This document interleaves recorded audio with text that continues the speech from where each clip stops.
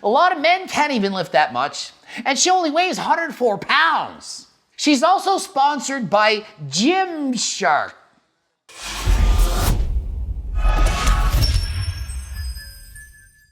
Coach Greg, and today's video is on Serena Abweh, one of those. It's a natty or not video, and she's only 19 years of age. She's a female. She's also a Gymshark sponsored athlete. World-class powerlifter as well, competes in the 47 kilo weight category. That's almost around 100 pounds or so. Not a very large girl, but very short. And she has an interesting story. She used to be anorexic, suffers from body dysmorphia, and to an extreme degree. So I'm looking back at her old photos to see her genetic potential, and I stumbled across several photos where she's severely anorexic, clearly undernourished, not eating enough. Okay, a lot of people suffer from this. Very prevalent in today's society where everyone is bombarded with images on the social media encouraging people to look like freaks, to be shredded, to look amazing. It's hard enough for adults like you and I to deal with this, let alone children. Do I in fact think she's natural? Yes, and for several reasons. When I look back at her old photos, even and despite being anorexic, she still had some muscle. She still had muscle, still was pretty strong for a girl her age. It was quite impressive. So what happened? How did she go from being anorexic to a world-class powerlifter in only a few years? She went from hardly eating to eating appropriately and training harder than last time. Does it mean she overcame her battles? I mean, look at her current photos. She's put on a ton of muscle. She's lifting incredible amounts of weights. A lot of men can't even lift that much.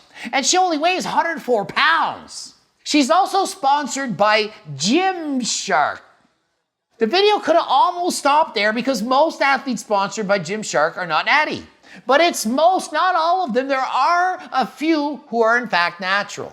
So this woman with extremely blessed genetics went from eating inappropriately to eating right and training hard. Training harder than last time. She has newbie gains and she's a teenager. Couple that with extreme genetics and that's what you expect to see. You expect to see mind-blowing transformations. Just because it's a mind-blowing transformation doesn't always mean they're on PEDs. In this situation, you have a woman on a very low-calorie diet, restricting her calorie intake, who then joins the gym, trains hard, and eats properly. And she looks amazing. But get this, she doesn't feel amazing. So many people think that if they get the body of their dreams, problems will be solved. Everything's hunky-dory, everything is great.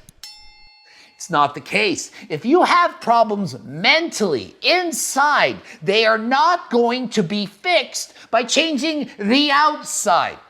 If you're inside the house, if inside your house it's a mess, looks horrible, it's all run down, cat poop everywhere, smells.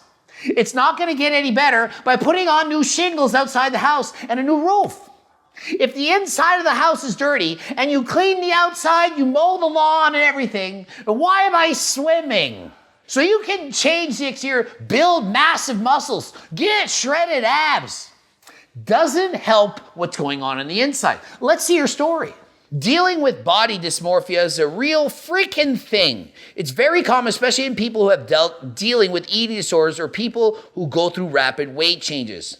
It really freaking sucks feeling that you're at war with yourself 24/7, obsessing over every little flaw about yourself to the point of it significantly ruining everyday life. The things you love to do seem almost impossible.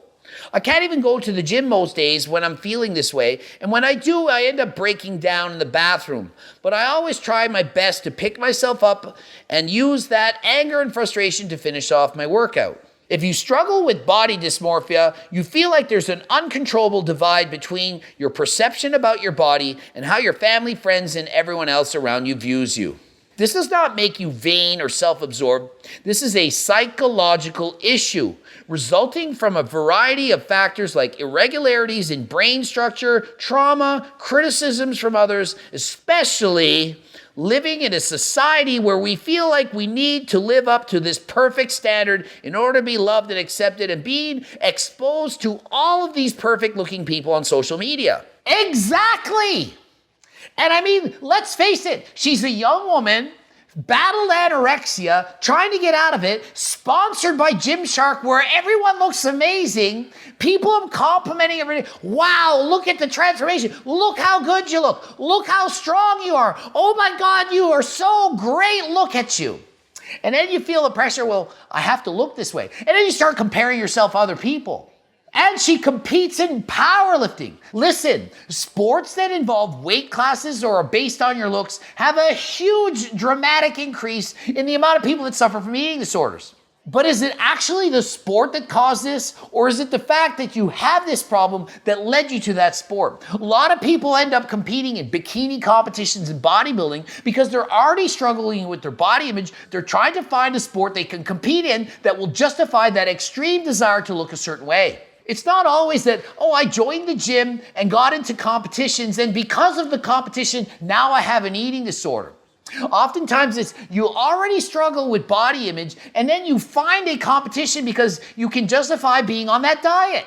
I don't have an eating disorder. I'm just starving myself because I want to win a bikini competition.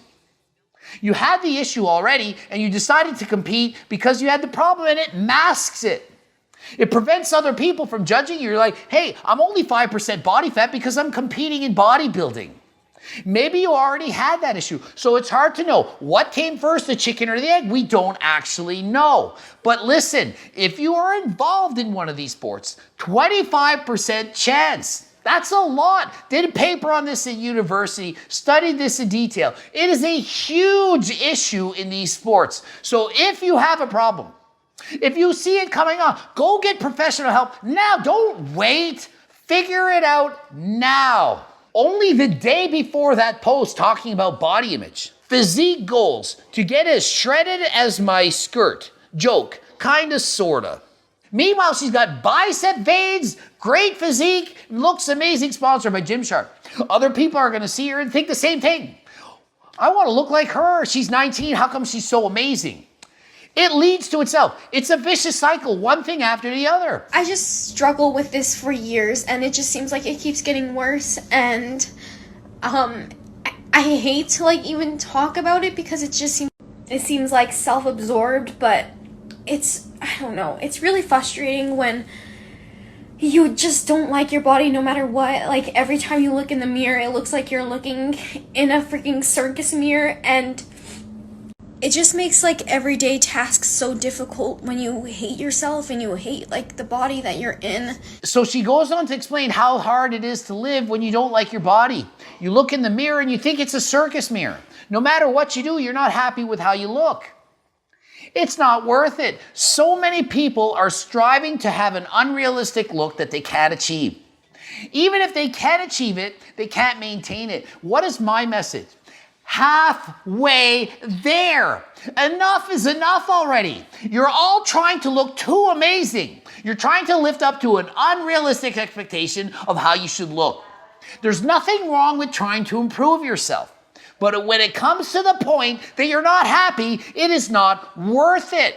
If you're dieting to the point where you have no energy, you can't do daily tasks, not worth it. It is not worth it. You think, oh yeah, but when I get abs, everyone will love me. No, they might click like, and behind your back, they're like, I don't like that person. It's not real life. Internet comments is not real life. Try to impress yourself, and then other people, it doesn't matter how it makes you feel. Love yourself, and everything else will be fine. I promise you, if you love yourself, nothing else will matter. Love yourself. After that, just be you. Be you. Love yourself. Be yourself. Other people are going to love that about you too. Wow, she loves herself. She's confident. I want to be around that person. That positivity.